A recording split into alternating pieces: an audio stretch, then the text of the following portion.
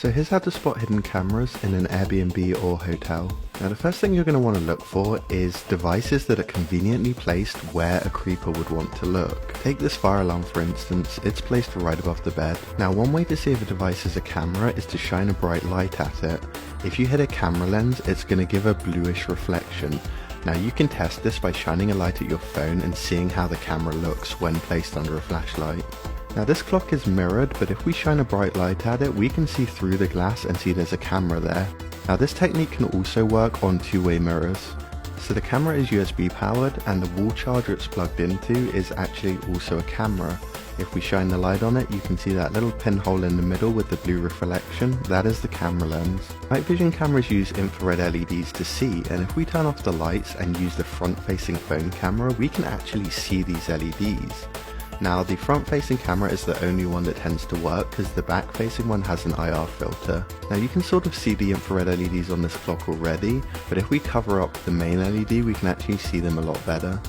Now I wouldn't rely on this method because people usually don't shower in the dark, so if they're placing cameras in the bathroom then they're probably not going to bother with night vision. So these camera lenses are very small, as you can see here.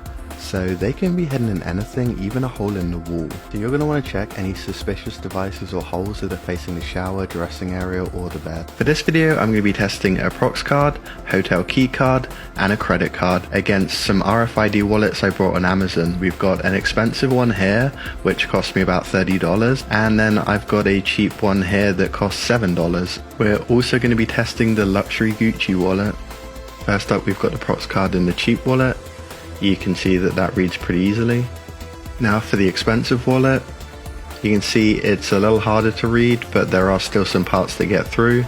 Now for the expensive Gucci wallet, you can see absolutely nothing, 100% protection, even though the card isn't completely covered. Now Prox cards are low frequency and the rest of the cards are high frequency, so we're swapping out the antenna. Now we're going to try the hotel card in the front of the cheap wallet, and we can see that it does get through here a little bit, so we're going to try putting it in the back. And now there's pretty much complete protection. With the expensive wallet, even the front is fully protected, even though the card is not completely covered. And of course the Gucci wallet works too. Now finally we've got the credit card. I'm going to put this again in the front of the cheap wallet, but this time we're not actually getting anything at all. Same goes for the expensive wallet. And we're not even getting anything with our ripped Gucci wallet. To show how these RFID cards work, all we need is a light. You see, these cards aren't actually cards at all. Inside them is a tiny computer. The big circle is the antenna coil, and then the little chip off to the side is the RFID chip. There are versions of this chip that are so small it will actually fit in your hand in the webbing between your thumb and forefinger. My friend actually has a couple of these, and here's her opening my apartment gate with her hand.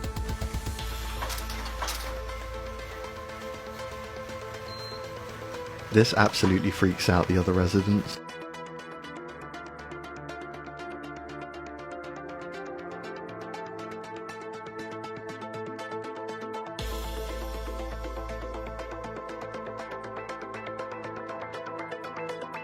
There are a bunch of easy ways that people can override hotel room locks, and Airbnbs are notorious for just reusing the same keys or codes. Now in my recommended travel pack we have 2 portable door locks for each door and a cloud security camera. The first lock fits into the strike plate of the door and it supports both different sizes. Once the door is closed, you take the red thing, fit it into the nearest heart-shaped hole to the door, and then you push it down until it is as close as possible. This thing doesn't look very strong, but it will take my full strength.